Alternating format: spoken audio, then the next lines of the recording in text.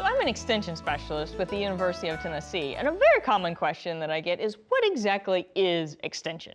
So it's a really fun part of the public universities that we work for. They're called land grants, and we have them, many of them, all across the country. And so we do research in very applied areas, in food production, in nutrition, and then that research is delivered through university employees that are our extension service, and they are based in county or regional offices all throughout the states in which they are affiliated. So each land-grant university has an affiliated extension system, and those extension personnel are dedicated to providing free information that's research-based to improve the lives of the citizens in their area.